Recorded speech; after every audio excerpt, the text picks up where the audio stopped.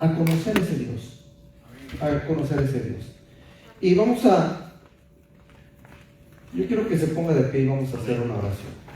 Vamos a orar, vamos a pedirle a Dios en esta oración que nos dé entendimiento y sabiduría para comprender su palabra. Queremos conocerlo, pero queremos que Él se manifieste en nuestras vidas. Amén. Padre, le damos gracias en esta hora.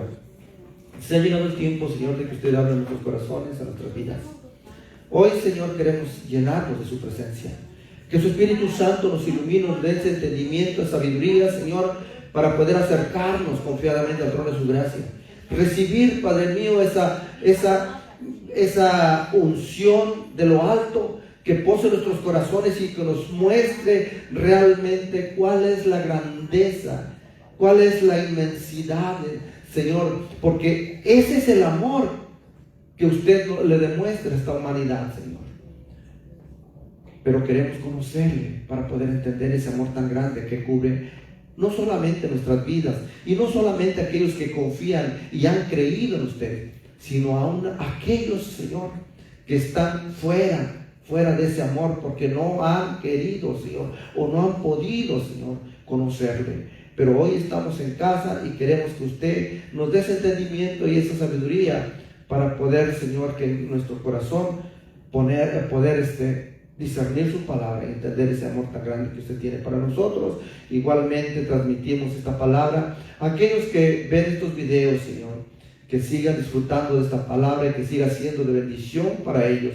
Y a mis hermanos y a los que ven estos videos, les pedimos que compartan estos videos, que compartan esta palabra, que esta palabra siga corriendo y alcanzando vidas que tengan necesidad de esa presencia divina y maravillosa de nuestro Dios. En el nombre de Jesús se lo pedimos. Amén. Amén. Puede tomar asiento. El tema de hoy es fuego extraño en el altar. Amén. Fuego extraño en el altar. Y vamos a buscar Levíticos capítulo 10, texto 1 y 2. Texto 1 y 2. Levíticos 10, texto 1 y 2. Dice la palabra de Dios. El pecado, allí arribita dice el pecado de Nadab y Abiú. Nadab y Abiú, hijos de Aarón, tomaron cada uno de su incensario y pusieron en ellos fuego sobre el cual pusieron incienso y ofrecieron delante de Jehová fuego extraño que él nunca les mandó. Perdón. Bueno, están leyendo ahí, ¿verdad? Si me equivoco, ustedes confirmen la lectura ahí en la pantalla. Dice, pusieron incienso y ofrecieron delante de Jehová fuego extraño que él nunca les mandó. Nuestro tema se llama fuego extraño en el altar. Pero para entrar antes de entrar al tema, vamos a meditar un poquito en lo que es en lo que significa este mensaje. Este mensaje que hoy estamos estudiando es un mensaje de advertencia para los días de peligro que en estos tiempos estamos viviendo. Amén. Hablábamos en el servicio anterior y decíamos, hermanos, que el evangelio está creciendo y la venida de nuestro Señor Jesucristo dice dentro de las profecías que Él va a venir cuando su palabra alcance a todo el mundo. Así es que no hay nadie que diga, es que yo no supe, es que yo no escuché, es que a mí no me dijeron, porque la palabra de Dios es necesario que absolutamente todo el mundo la conozca. Amén. A través de radio, televisión, personas, evangelistas, sea como sea, pero de los que estamos aquí y de los que están, yo creo, en este país, yo creo que no hay ni una sola persona que no haya oído o alguien que le haya hablado del evangelio de nuestro Señor Jesucristo. Amén. Entonces, les repito, este mensaje es de advertencia para nuestros días de que el evangelio la palabra de Dios es sagrada y que la palabra de Dios tiene que hablarse con temor y con reverencia. Así es que en estos estudios, hermanos, ustedes como iglesia, la palabra de Dios es para ustedes, pero también para quien la responsabilidad mayor recae en los que predicamos la palabra, en nosotros. Porque si yo me equivoco, puedo confundir a la iglesia de Dios. ¿Por qué? Porque a lo mejor yo puedo hablarles palabra conforme a lo que yo creo, a mi entendimiento, a mi sabiduría humana, a lo que creo que puede ser la palabra de Dios, a lo que yo creo que puede decir la palabra de Dios. Pero hay alguien que no se puede equivocar jamás. ¿Quién es? Dios. Dios. Y Dios nos habla ¿qué? A través de su palabra. Amén. Y ese es el temor y la responsabilidad de el cuidado que nosotros, los que hablamos, los que llevamos la palabra, e incluso ustedes como iglesia, cuando hablan allá afuera, en su casa o con sus amistades, no se jacten de decir, es que yo sé mucho de Dios. No lo saben, no lo sabemos. ¿Por qué? Porque usted se puede equivocar. Amén, así es. El que no se equivoca y no se va a equivocar jamás es Dios a través de su palabra. Amén. Por eso, lo primero que hacemos nosotros y lo que siempre les decimos, hermanos, no permita que un predicador lo pueda convencer a través de argumentos propios. Si no trae un libro como este que dice Santa Biblia, entonces no está autorizado para hablar de Dios. ¿Verdad? ¿Estamos de acuerdo? Estamos de acuerdo porque no estoy hablando palabra de hombre ni palabra mía. Estamos hablando de la palabra de Dios, y la palabra de Dios tiene que hacerse ¿qué? Con reverencia y con temor. Con reverencia y con temor, porque es palabra de Dios. Amén. Dice que estos dos jóvenes, hijos de Aarón, ofrecieron fuego extraño, lo acabamos de leer.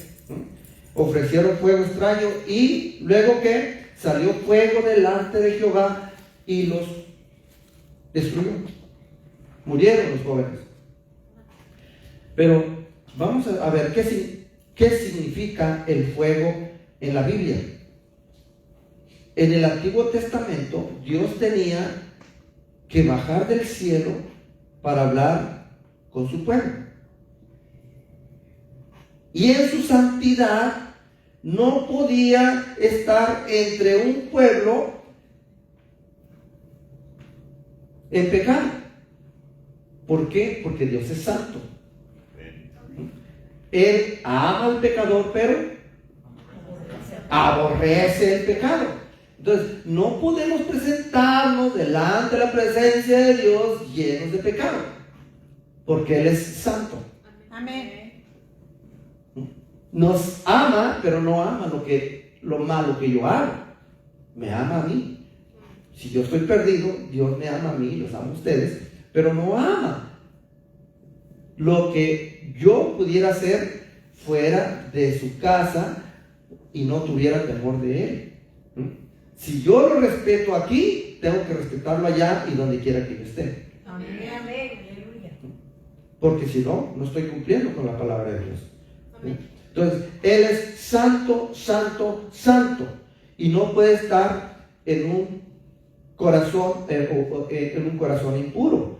Estamos hablando del Antiguo Testamento. Entonces, para que Él en su santidad pudiera tener esa comunión con su pueblo, con Israel, ¿qué sucedía? El pueblo tenía que santificarse. Tenía que santificarse, limpiarse, pedir perdón a Dios. ¿Y cómo lo hacían? A través de holocaustos. A través de holocaustos. Entonces, ¿y cómo se hacían esos holocaustos? A través de fuego.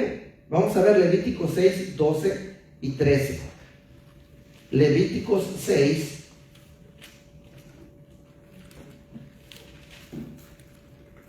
12 y 13 dice: y el fuego encendido sobre el altar, no se apagará. ¿qué dice? No se apagará, sino que el sacerdote pondrá en él leña cada mañana y acomodará el holocausto sobre él y quemará sobre él las grosuras de los sacrificios De paz. de paz. Y dice el 13: el fuego arderá, ¿qué? Continuamente del altar. No se apagará. Y no se apagará. El fuego arderá continuamente. ¿Qué cosa quiere decir? Siempre. El fuego arderá siempre. Siempre tiene que estar encendido. Y eso significaba, hermanos, que Dios estaba con ellos. Estaba la presencia de Dios. El fuego era el símbolo de la presencia de Dios. Pero el fuego tenía que mantenerse encendido. Era la señal de que la presencia de Dios estaba con ellos. Amén. Ahora, ¿quién debía mantener el fuego ardiendo? ¿Que no se apagara? ¿Quién era el que tenía que estar echando la leña al fuego? El sacerdote. El sacerdote. Ahí está, todavía. El sacerdote. Y ese fuego tenía que ser constante, siempre.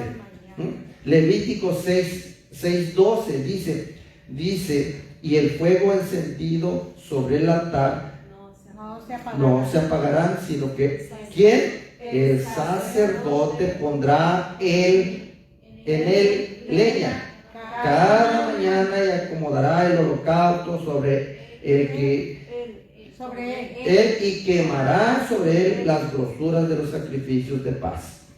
Era el sacerdote el indicado para estar manteniendo el fuego ardiendo. ¿Cuándo? Siempre. Pero antes, pero los mismos sacerdotes, para poder hacer tener ese oficio, para poder hacer ese sacrificio y esos holocaustos, y para poder estar alimentando el fuego, tenían que santificarse ellos. Levíticos 16 del 1 al 6. Levíticos 16. Levíticos 16 dice, arriba el día de la expiación: habló Jehová a Moisés después de la muerte de los dos hijos de Aarón, cuando se acercaron delante de Jehová y murieron.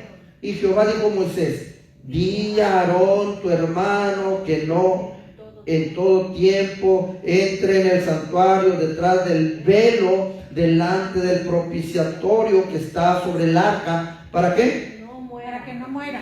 Para que no muera, porque yo apareceré en la nube sobre el propiciatorio.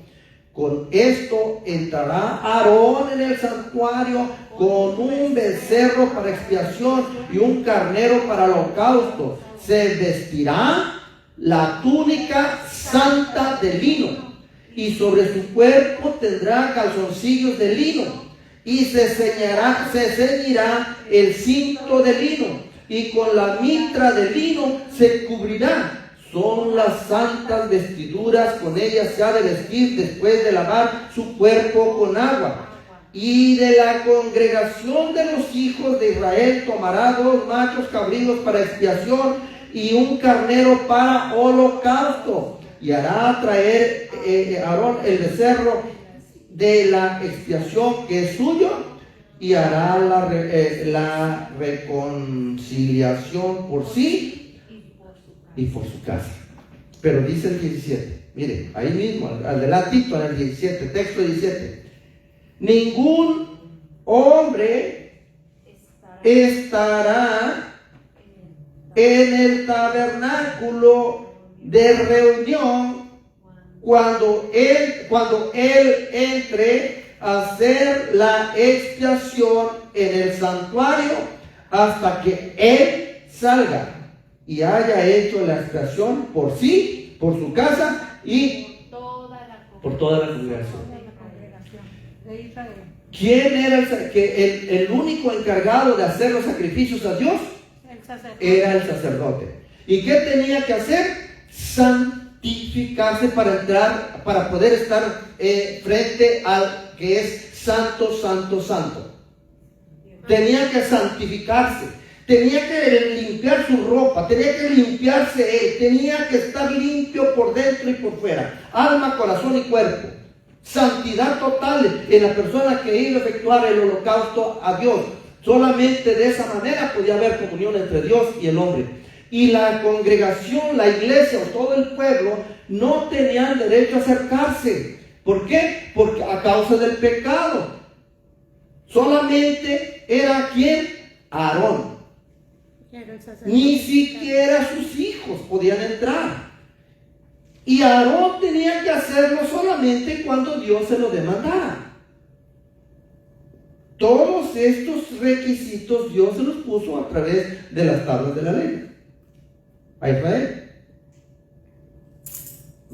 Entonces,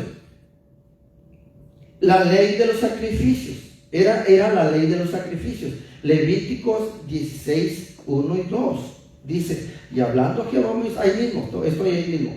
Habló Jehová a Moisés después de la muerte de los hijos de Aarón, cuando se acercaron delante de Jehová y murieron. Y Jehová dijo a Moisés: di a Aarón tu hermano que no en todo tiempo entre el santuario detrás del velo delante del propiciatorio que está sobre el arca. ¿Para qué? Para que no muera.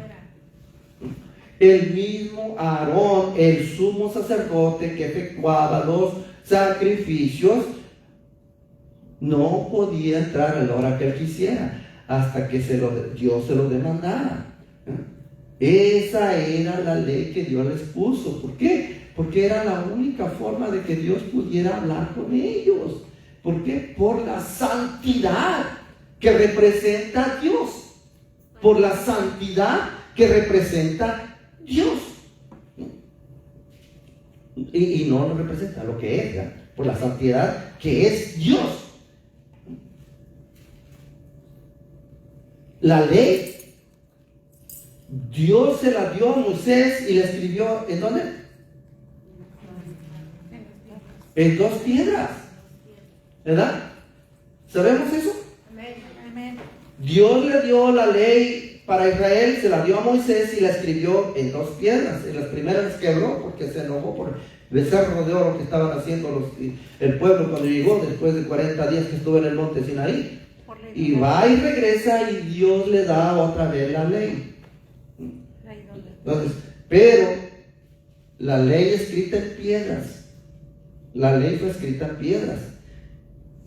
Y la gracia, hermanos, nosotros estamos viviendo el tiempo de la gracia, no el tiempo de la ley. Nosotros estamos viviendo el tiempo de la gracia. Vamos a leer Hebreos 10. Vamos hasta el otro lado de la Biblia.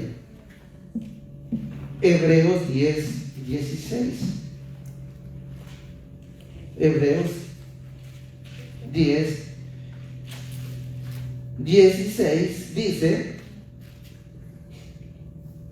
este es el pacto que haré con ellos después de aquellos días, dice el Señor. Pondré mis leyes, ¿dónde? En sus corazones Y en sus mentes las escribiré. pondré mis leyes en sus corazones y en sus mentes las escribiré. Estas palabras para nosotros. Amén. Amén. Los sacrificios eran para el pueblo de Israel, porque era la única manera de que el santo bajara a hablar con su pueblo. Pero ahora es diferente. Ahora toda la ley de los sacrificios por el pecado, para que Israel tuviera relación con Dios, para que Dios pudiera hablar con ellos. Pero ¿qué significa? ¿Cuál es el significado para nosotros? La ley transformada en gracia. Mire, si tiene tiempo de leer, hermanos, este capítulo de Hebreos 10, capítulo 10, dice el sacrificio de Cristo. ¿Qué? el sacrificio, el capítulo, perdón, en el 10, dice, ¿Hebreos qué? Sí, pero desde el 9:23 comienza lo que el apóstol Pablo está hablando a la nueva iglesia que nace en el aposento alto. Entonces, desde el 9:23 comienza a explicarnos, y todo el capítulo 10 da una referencia de lo que significa para nosotros que ahora ya no podemos matar animales y sacrificar y ofrecerle a Dios la sangre, ¿verdad? Ya nadie es eso, ¿verdad? No hay ninguna iglesia que en este mundo, bueno, más los satánicos, pero no existe una iglesia cristiana que se diga cristiana que haga sacrificios de sangre. Ya no hay. ¿Por qué? Porque esto era exclusivamente para el pueblo de Israel. Porque Dios estaba en el cielo, en su trono, y tendría que descender a hablar con su pueblo. Pero ahora, en el capítulo 10, voy a leerles un poquito, desde el primer texto dice, porque la ley, teniendo la sombra de los bienes venideros, no la imagen misma de las cosas, nunca puede, por los mismos sacrificios que se ofrecen continuamente cada año, hacer perfecto a los que se acercan. La gente, hermanos, ¿cambió el pueblo de Israel a causa de los sacrificios? Pues nunca cambió. Lo único que hacían los sacrificios era que Dios, a través de la sangre que se rociaba en el altar, Dios les perdonaba los pecados. Ya cometiste 20 pecados, sacrificame un cordero, un carnero, y te perdono. Pero ahora usted puede pensar ¿qué era lo que nos estaba enseñando aquel sacrificio? Porque tiene un simbolismo muy grande para nosotros. ¿Qué estaba significando ese sacrificio? Pues la muerte de nuestro Señor Jesucristo. Amén. La muerte de nuestro Señor Jesucristo. El sacrificio de un animal inocente derramando su sangre para cubrir el pecado de la gente que ofendía a Dios. Eso era lo que significaba el holocausto, el sacrificio que hacía el pueblo de Israel para que Dios pudiera hablar con ellos. Pero hasta ahí llegaba esa ventaja o esa virtud de los sacrificios.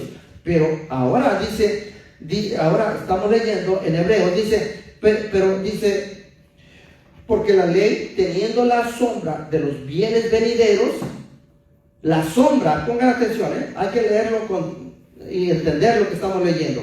Porque la ley, teniendo la sombra, ¿qué cosa que es una sombra? ¿Qué es una sombra? Que no ve, ¿verdad? Usted no ve, si pierde una moneda en la sombra, en lo oscuro, no la va a ver. Dice, porque la ley, teniendo la sombra de los bienes venideros, no podían mirar, hermano, el pueblo de Israel no podía mirar la sombra de los bienes venideros. ¿Cuáles son los bienes venideros? La gloria de Dios. Solamente podían acercarse a Dios a través de los sacrificios, limpiando sus pecados que cometían todos los días. Pero eso era lo único. Dice, por los hombres, sacrificios que se ofrecen continuamente cada año, a ser perfectos a los que se acercan. De otra manera, el 2 dice, de otra manera, cesarían de ofrecerse, pues los que tributan este culto, limpios una vez, no tendrían ya más conciencia de pecado. O sea, si el sacrificio que se hacían ellos en el altar, que le pedían a Dios que les perdonara su pecado, Señor, mira, te traigo este holocausto, este animalito, y lo sacrificaban, lo degollaban, le sacaban la sangre, y el sacerdote rociaba alrededor del holocausto, el altar, y Dios les perdonaba su pecado. Dice, si ustedes ya dejaran de pecar, entonces ya no tendrían necesidad de estar haciendo holocaustos y sacrificios todos los años. ¿O no dice así? No tendría necesidad. Pero como siguen peca todos los días, pues un sacrificio todos los días. Y nunca se cansaban de hacer sacrificios porque todo el tiempo estaban pecando. Dice, pero en el 3 dice, pero en estos sacrificios cada año se hace memoria de los pecados, porque la sangre de los toros y de los machos cabríos no, ¿qué? No puede quitar los pecados. No pueden quitar los pecados. Por lo cual, entrando en el mundo, dice, sacrificio y ofrenda, ¿qué dice? No quisiste, mas me preparaste cuerpo. Holocausto y expiaciones por el pecado no te agradaron, porque el pueblo de Israel nunca cambió. Entonces dije, he aquí que vengo, oh Dios, para hacer tu voluntad, como en el rollo del libro está escrito. ¿De quién? De mí, diciendo primero, sacrificio y ofrenda y holocaustos y expiaciones por el pecado no quisiste, ni te agradaron, las cuales cosas se ofrecen según que la ley. Y diciendo luego, he aquí vengo, oh Dios, para hacer ¿qué? Tu voluntad.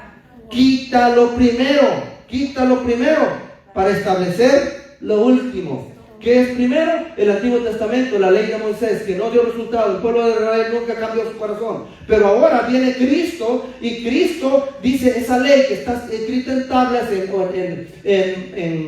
en piedras, yo la escribo en vuestros corazones. Amén. Ahora el sacrificio ya no es un animal, ahora somos nosotros. Ahora somos nosotros esa ofrenda delante de Dios. Dice, del 8, ¿verdad? Dice, diciendo, primero sacrificio, ofrenda y holocausto y expiaciones. 9. Y diciendo luego, he aquí, vengo, Dios, para hacer tu voluntad. Quítalo primero para establecer lo último. El 10 dice, en esta voluntad somos ¿qué? Sacrificados mediante la ofrenda del cuerpo de Jesucristo, hecha una vez y para siempre. ¿Cuántas veces murió Cristo? Es el único sacrificio que acepta Dios. ¿Para qué? Para que la sangre que fue derramada por Él en la cruz del Calvario quitó el pecado de todo el mundo. Una sola vez y Para siempre. para siempre. Ya no hay necesidad de hacer holocausto, ni matar animalitos, ni nada. ¿Por qué? Porque no funcionó, dijo Dios. La ley no funcionó. Ahora voy a escribir mi ley en sus corazones. Así es que no necesito, les repito, ser tan sabio, conocer la Biblia tan de al revés y al derecho, sabérmela de memoria. No digo que sea malo, puede hacerlo, pero si no la vives, si no la practicas, no te sirve de nada. Así es. No me sirve de nada a mí. ¿Por qué? Porque la palabra de Dios cobra vida cuando yo comienzo a vivirla. Cuando yo comienzo a hacer la voluntad de Dios, ¿verdad? Entonces, pues, mire, todo el capítulo está grande, hermano, pero todo habla de lo mismo. Que ahora el sacrificio de Cristo es lo que usted y yo vivimos, disfrutamos, y a eso se le llama la gracia. Porque no hicimos absolutamente nada para alcanzar el perdón de Dios. Fue la gracia de Dios que tuvo a bien mirar el pecado en el que estaba usted y yo y sacrificar la vida de su hijo, enviarlo a este mundo, que lo torturaran, que lo sacrificaran, que hicieran tantas cosas con él. ¿Por qué? Por amor a nosotros. Solamente por eso. Entonces, ¿qué representa el fuego? ¿Qué representa el fuego? Miren, el fuego representa presencia de Dios. Éxodo 3, 2 y 6. A ver si me ayudan allá vamos a avanzar rápido. El fuego representa el fuego, presencia, ¿qué representa el fuego? Presencia de Dios. Éxodo 3, 2, 6. ¿Ya está ahí?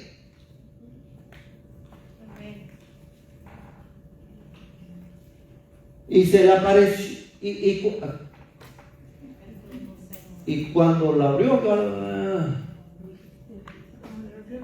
¿qué dije? Éxodo 3, 2, 6. 3 de 2 al 6. Sí, Sí, Éxodo. dijo 3:6. Y se le apareció el ángel de Jehová. Y se le apareció el ángel de Jehová en llama de fuego en medio de una zarza, y miró y vio que la zarza ardía en fuego y la zarza no se consumía. ¿Quién era? ¿De quién está hablando?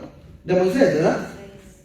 Cuando se le aparece Dios en la zarza y Moisés ve la zarza y dice, pues que no se apague este fuego, y va y se acerca, pero cuando se va acercando a la zarza ardiendo, Dios le habla y le dice, no te acerques, porque el lugar donde tú estás es un lugar santo. ¿Por qué era santo el lugar? Porque Dios había descendido a hablar con Moisés y ahí estaba la presencia del Señor. Amén.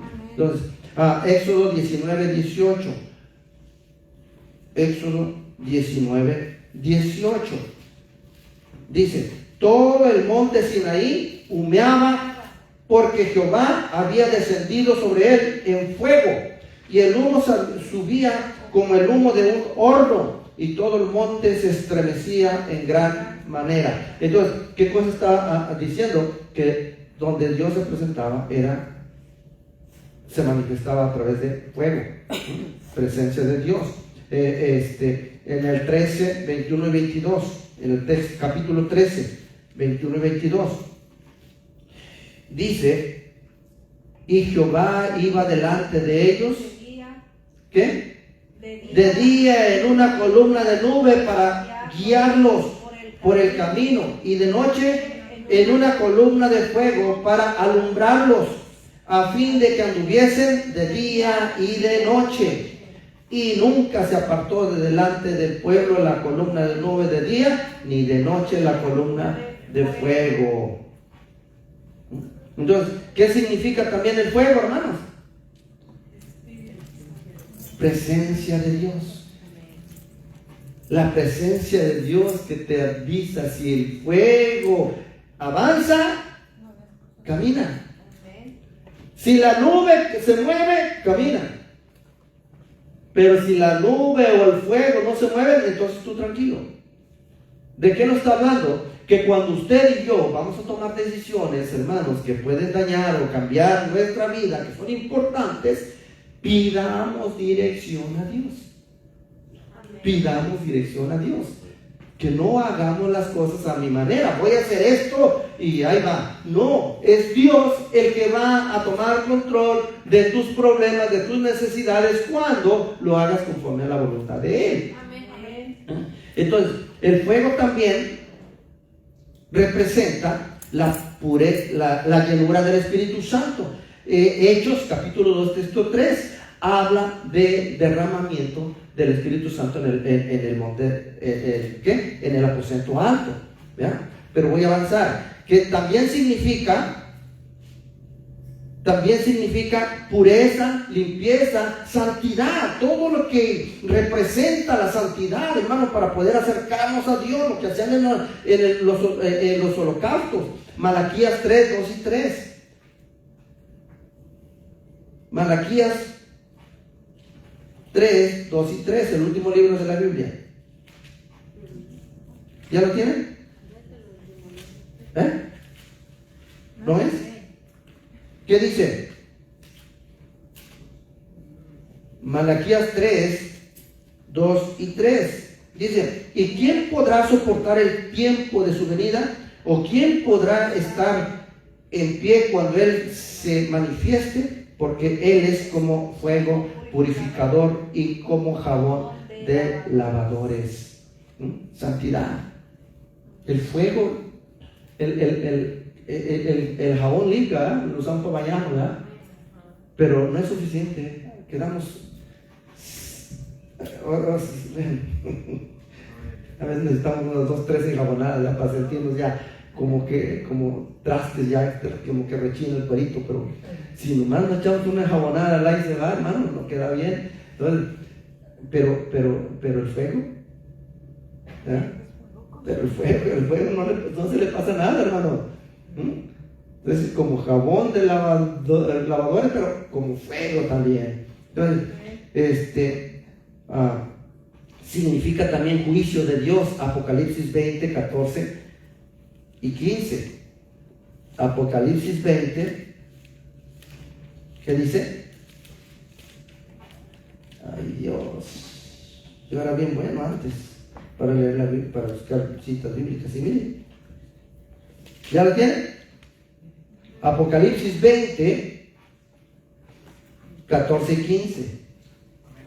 ¿Qué dice? Y la muerte y el Hades fueron lanzados al lago de fuego. Esta es la muerte segunda. Está hablando del juicio de Dios. Hay un juicio de Hades, ¿verdad? La palabra nos dice, porque está establecido que el hombre que muera una sola vez. No vamos a morir tantas veces, ¿verdad? Una sola vez y se acabó todo. Está establecido que el hombre muera una sola vez y después de la muerte, juicio. ¿Ya? Entonces ya no valen veladoras ni nada, solamente juicio. Después de muerto, dice, por el muerto ni me pidas. Mateo 25, 41. Mateo 25, 41. ¿Qué dice? 25, 41 dice: entonces dirá también a los de la izquierda, apartados de mí, malditos, al fuego eterno preparado. ¿Para quién? Para el diablo y para sus ángeles. No para nosotros, es para el diablo y sus ángeles. Pero si no obedecemos nosotros, podemos estar en este grupo, pero no queremos estar ahí. Entonces, significa unción, hermanos. Significa unción. Hechos 28, 5 y 6.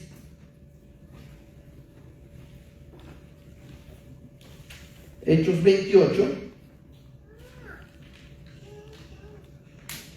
5 y 6 dice: pero él, sacudiendo la víbora en el fuego, ningún daño padeció. Ellos estaban esperando que él se hinchase o cayese muerto de repente, mas habiendo esperado mucho y viendo que ningún mal le venía, cambiaron de parecer y dijeron que era un Dios. Están hablando de Pablo, ¿verdad? Cuando va a una isla y lo muerde una víbora. Pero si hay fuego, ¿qué le pasa a la víbora, hermano? Se quema. El fuego se quema. Dios es fuego consumidor, pero también es fuego que purifica. Amén. Ahora, también significa que nuestra fe tiene que ser probada. Primera de Pedro 1:7. Primera de Pedro 1:7. ¿Ya lo tienen? Primera de Pedro 1:7 dice: para que sometida a prueba vuestra fe, mucho más preciosa que el oro, el cual aunque perecedero se prueba con fuego, sea hallada en alabanza, gloria y honra cuando sea manifestado nuestro Señor Jesucristo. Entonces, cuando nos vienen las pruebas, hermanos, en lugar de quejarnos, debemos de tener un poquito de fe para decir gloria a Dios. Porque yo sé que esta prueba, Señor, no es eterna. La noche, por más oscura, tiene un amanecer. Y cuando nosotros estamos metidos en esos problemas que sentimos que ya no podemos, acordémonos que Dios puede estar probando nuestra fe y que es parte del proceso en el cual Dios nos tiene. ¿Para qué? Para purificarnos. Para purificarnos, hermanos. Entonces, no es otra razón. No nos pongamos, como lo hacemos muchas veces porque nos falta la fe, a reclamarle a Dios o recriminarle a Dios por lo que nos está pasando, porque ya no podemos. Y Señor, ¿dónde estás? ¿Y por qué yo, Señor? ¿Y por qué a mí, Señor? ¿Y por qué esto? ¿Y por qué tanto lo otro? Mejor digamos: Señor, hágase tu voluntad, solamente aumentame la fe para entender que tú tienes planes conmigo, y cuando yo salga de este problema, Señor, yo voy a estar fuerte porque decidí creer en tu palabra. Amén. Gloria. Decidí creer en tu palabra. Significa poder. Y está en Primera de Reyes 18:38 y habla, hermanos, del holocausto del profeta Elías, ¿verdad? Cuando descendió fuego del cielo y consumió el altar que él había hecho, ¿verdad? Quiero avanzar, hermano, porque se nos ¿Primera queda. de Reyes qué? Primera de Reyes, capítulo 18, texto 38. Fuego encendido en el altar. en el Antiguo Testamento, lo que leímos anteriormente, los sacerdotes eran los que se encargaban de los sacrificios, quienes eran los que tenían que mantener el fuego encendido. ¿Cuándo, hermanos? Siempre. En el altar de Dios, en el Antiguo Testamento, tenía que estar el fuego encendido siempre. Pero hoy, hermanos, el fuego del Señor también tiene que estar encendido hoy. Amén. Amén. Segunda de Timoteo 1:6. Había dicho Primera de Reyes 18:38. Sí, hermano, ya dije eso. Segunda de Timoteo 1:6. ¿Qué dice, hermano? Por lo cual te aconsejo que avives el fuego del don de Dios que está en ti por la imposición de mis manos. Le está hablando el apóstol Pablo a otro jovencito, se llama Timoteo, hermanos. Y es bien interesante, hermano, porque en el Antiguo Testamento Dios le hablaba a los puros gentes grandes, hermano. No sé si sea un detalle curioso de eso que ahorita me viene a la mente. Pero ahora, hermanos, es para todos, para los niños, para los jóvenes, para todos. Amén. Timoteo era un jovencito. Era un jovencito que amaba, hermanos, andar ahí detrás de Pablo, aprendiendo lo que Pablo enseñaba. Y fue uno de los discípulos que Pablo más amó. ¿Por qué? Porque era Timoteo era un niño que le gustaba oír de la palabra de Dios. Pero ahorita los jóvenes no quieren andar ahorita ya en un aparatito que no sé cómo se llama, ¿verdad? Pero que tiene tantos juegos y tantas cosas que mirar ahí, que los niños se pasan horas y horas y horas y horas embelequeados ahí, pum, pum, pum, pero son sabios con los... Sí, sí. Y en la iglesia se va luego. En la iglesia, hasta los adultos, 2 horas y ya sentimos, oye, pastor, ya le párale, porque ya siente que ya es mucho. Pero Pablo se pasaba, la palabra de Dios dice que Pablo se pasaba a predicar toda la noche. Uno se durmió y se cayó de arriba y se mató. Tuvo que bajar a resucitar. Imagínense, hermano, me pongo a predicar aquí en 2 horas y media, no tengo nadie. Ahí nos vemos, pastor, ahí mañana lo venimos a ver. Imagínense qué clase de pasión tenemos por Dios, hermanos. Ay, Dios. Gloria al Señor. Entonces, el fuego representa guianza, representa dirección y obediencia. Si el fuego o la nube se mueven, camina. Si no, tranquilo, no te muevas. Entonces, pero vamos a entrar al tema. Amén. Gloria a Dios. ¿Cómo se llama el tema? Fuego extraño en el altar. Fuego extraño en el altar. Ahora, Levíticos 10, 1 y 2. Vamos a regresar ahí. Levíticos, antes de números, Levíticos 10, 1 y 2. Ahora entramos al tema que se está hablando de la muerte de los hijos de Aarón, del sacerdote principal del pueblo de Dios, ¿verdad? El primer sacerdote. Entonces, pero tenía sus hijos, y sus hijos eran sacerdotitos. Así como quisieran hoy que el pastor tuviera sus hijos y fueran pastorcitos. No se puede. No se puede, porque el que escoge y da el ministerio, y el que da el don, el que da la autoridad, el que delega todo, es Dios. Amén, amén. No se puede heredar las cosas aquí, hermano. Aquí se ganan. Aquí se ganan. El que ama más a Dios es el que más está más cerca, y el que más recibe, hermano, es el que más goza, el que más disfruta de las cosas de Dios.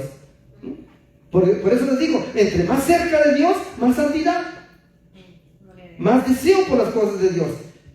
Entonces, Levíticos 10, 1 y 2, y ya lo repito, Nadab y Abiú, hijos de Aarón, tomaron cada uno su incensario y pusieron en ellos fuego, ¿qué? Sobre el cual pusieron incienso, y ofrecieron delante de Jehová fuego extraño que él nunca les mandó. Entonces, ¿qué cosas estaban haciendo estos jóvenes? Haciendo algo que no se les había ordenado. A lo mejor había buena intención en ellos, Pero mientras Dios no te lo pida, pues tranquilo. Ay, es que yo quiero estar allá en el grupo de alabanza. Se la llevan bien suave. Acérquense con ellos a ver si de veras es muy fácil estar ahí. No, servir a Dios quiere sacrificio, pero no holocausto. Sacrifica tu tiempo, sacrifica lo que a veces lo que tú más quieres. Ay, es que me invitaron a una fiesta allá, pero hoy tengo un compromiso en la casa de Dios. Pues vas a sacrificarte, vas a rechazar aquello. ¿Por qué? Porque tu prioridad es Dios. ¿Verdad? No lo hacemos, pero si de veras queremos decirnos cristianos o hijos de Dios, renacidos para Dios, como nuevas criaturas, Dios tendría que ser nuestra prioridad. Dios tendría que ser nuestra prioridad, pero es difícil, más ahorita en estos tiempos de fiesta. Bueno, no quiero entrar en eso, pues.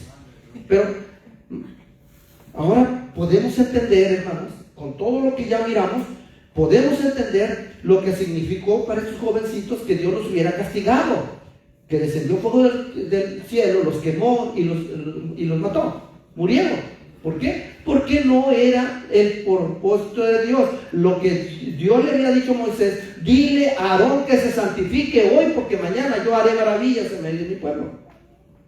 La orden era para Aarón, para papá, no para los hijos. Los hijos agarraron sin necesario, ya agarraron todo y se fueron a ofrecer el sacrificio. ¡Pum! Murieron. ¿Por qué? Porque lo que se hace para Dios tiene que hacerse con temor y con temblor, con respeto. Con respeto, hermanos. Por eso les decía al principio, yo no puedo ocupar este lugar, hermanos, que aquí me vea predicando la palabra de Dios, hablando de santidad, y al rato usted me ve allá haciendo algo que no está bien. Yo siempre les digo, les doy el derecho de llamarle la atención, de decirle lo que ustedes quieran. Hey, pastor, usted allá está en la iglesia hablando de algo y allá está haciendo otra cosa. Usted es un mentiroso, un hipócrita. Tiene derecho a decirme todo eso. Porque si estoy aquí, yo tengo que honrar el nombre de Dios. Yo tengo que bendecir al pueblo. Pero si yo estoy en pecado, yo no tengo autoridad para estar ocupando este lugar. ¿Por qué? Porque aquí está la presencia de Dios. Está el lugar santísimo donde la presencia de Dios se mueve. Y esa es nuestra fe. Entonces, el fuego extraño significa falsa doctrina, falsa enseñanza, significa falsedad del que usa el altar, significa una señal de advertencia para nosotros, hermanos, para nuestros días. Gálatas 1, 6 al 9, hermanos. Mire, todo lo que no viene de Dios, todo lo que el hombre quiere hacer para poder demostrar que tiene capacidad, porque la palabra de Dios no es capacidad, es palabra de Dios, y la palabra de Dios tiene que hacerse con reverencia y con respeto y con temor. Amén. Pero hay gentes, hay líderes que no se basan en la palabra de Dios y que usan la palabra de Dios simplemente, ¿por qué? Porque, me perdonen lo que voy a decir, porque yo sé que estoy grabando, pero es verdad, porque muchos, cuando andamos evangelizando allá, ¿qué cosa nos dicen? Oh, pues allá aquel pastor lo único que quiere ver nuestros diezmos, y hablan de dinero. ¿Por qué? Porque a causa de hombres que predican la palabra de Dios, la palabra se vitupera porque ellos, o en algunos lugares, no quiero decir que todos, pero se maneja más el interés del dinero. Por avaricia. Avaricia. Esas son falsas doctrinas. Esas son las falsas doctrinas.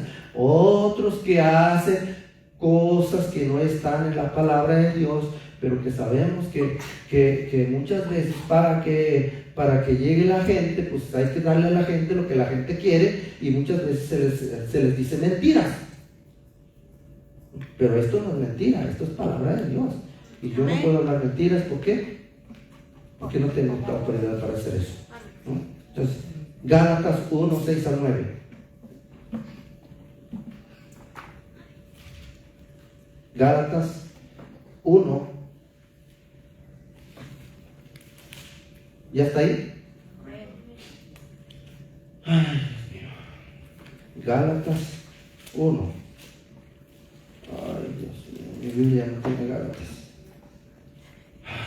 Aquí está. Mire, dice Gálatas 1 del 6, no hay otro evangelio. Estoy maravillado de que tan pronto os hayáis alejado del que os llamó por la gracia de Cristo para seguir un evangelio diferente. ¿Cómo dice? Vamos a repetir el 6.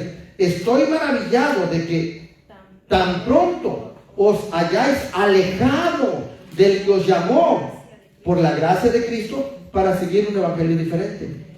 No que haya otro, sino que hay algunos que os perturban y quieren pervertir el evangelio de Cristo. Mas si aún nosotros, fíjese hermano, ponga atención al 8. Mas si aún nosotros, está hablando Pablo, hermano, uno de los hombres más, Dios mío, santo, más santificado. Mas si aún nosotros, dice, está hablando de los discípulos, o un ángel del cielo os anunciare otro evangelio diferente del que os hemos anunciado, sea anatema. ¿Qué es anatema? Maldito. Imagínense, hermano, si no se tiene que predicar la palabra de Dios con respeto. El que predica otra palabra diferente a lo que está escrito en la palabra dice sea maldito. Para los que hablamos la palabra de Dios y se nos afloja la lengua, tiene que hacer con respeto, tiene que hacer con reverencia, hermanos, con humildad, porque es palabra de Dios. Es palabra de Dios. Y vamos a ver Proverbios 28, 13 y 14.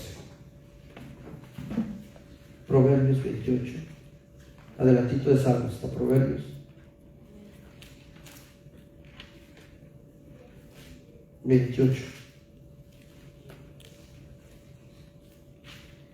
¿Ya lo tienen ahí?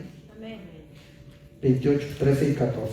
Dice: el que encubre sus pecados, ¿qué dice? No prosperará. No prosperará. Mas el que los confiesa se aparta alcanzará misericordia. Bienaventurado el hombre que siempre teme a ¿quién? A Dios. A Dios.